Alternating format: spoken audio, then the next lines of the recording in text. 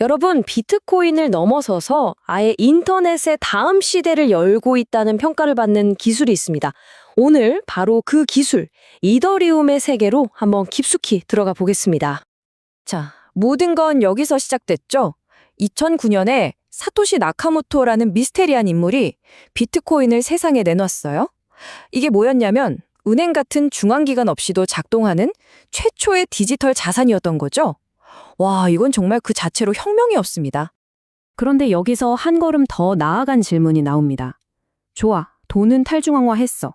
근데 돈 말고 다른 모든 것도 그렇게 할 수 있지 않을까? 바로 이 엄청난 질문에 대한 답을 찾으려는 시도. 그게 바로 이더리움의 시작이었던 겁니다. 비트코인이 푼 특정 문제를 넘어서 훨씬 더 넓은 가능성을 보려고 한 거죠. 비트코인의 그 바탕 기술, 바로 블록체인 말이에요. 이건 정말 획기적이었어요.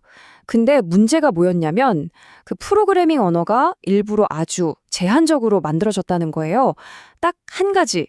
그러니까 돈을 관리하는 그 목적에만 집중하도록 설계된 거죠. 이 비율을 보시면 차이가 확 와닿으실 겁니다. 비트코인은 말이죠. 그냥 딱 특정 계산만 잘하는 아주 비싼 계산기 같은 거였어요. 성능은 끝내주는데 다른 앱을 깔 수는 없는 거죠. 반면에 이더리움이 꿈꿨던 건 뭐냐? 누구나 자기만의 앱을 만들어서 올릴 수 있는 스마트폰 같은 세상을 만들자는 거였습니다.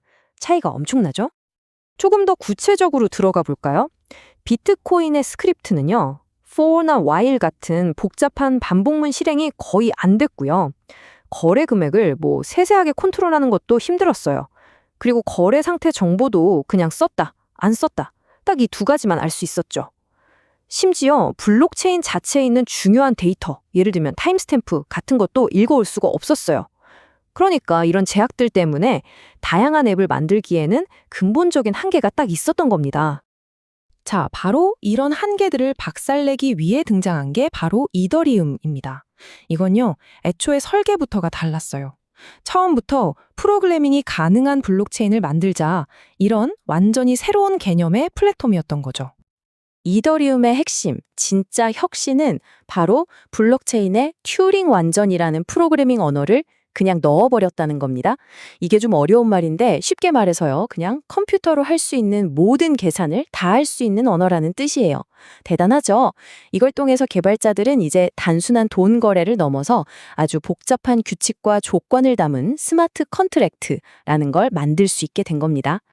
바로 이 지점에서 세계 컴퓨터라는 어마어마한 개념이 탄생합니다. 생각해 보세요.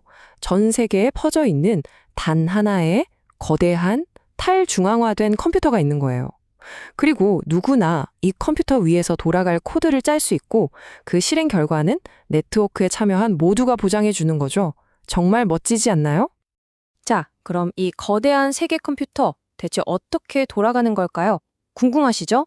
핵심 구성 요소 세 가지를 통해서 한번 살펴보겠습니다. 첫 번째는 스마트 컨트랙트. 이건 그냥 이 세계 컴퓨터의 앱이라고 생각하시면 편해요. 비유하자면 디지털 자판기 같은 거예요.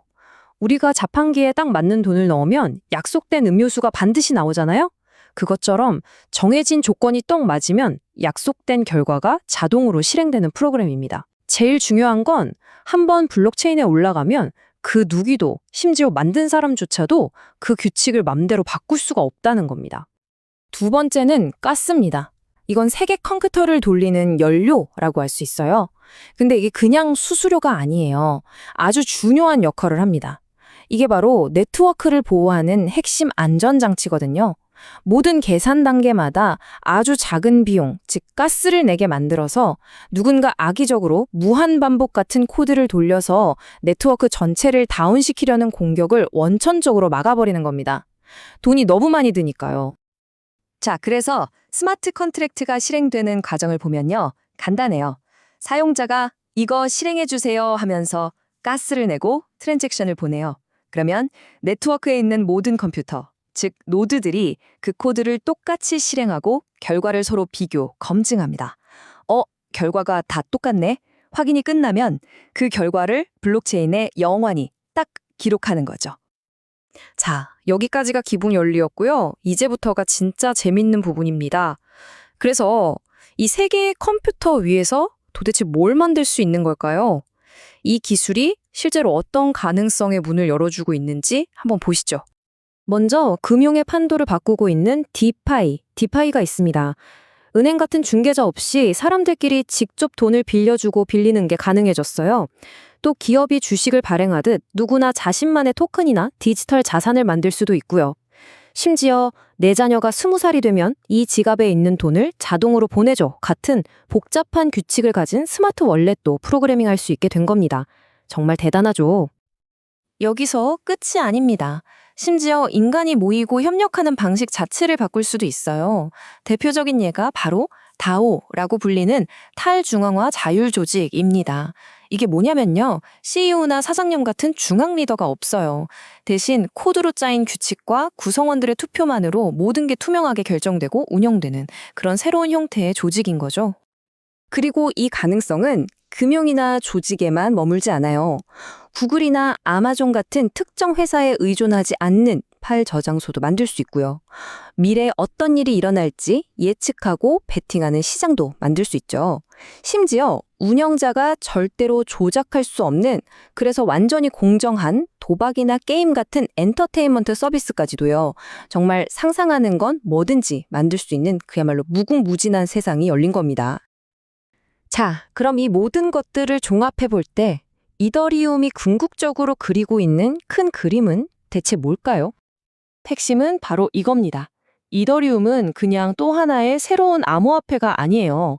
이건요, 지금 우리가 쓰는 인터넷, 즉 소수의 거대 기업들이 우리의 데이터를 독점하고 자기들 마음대로 앱을 내리기도 하는 이 중앙화된 구조에 대한 근본적인 도전장인 셈입니다.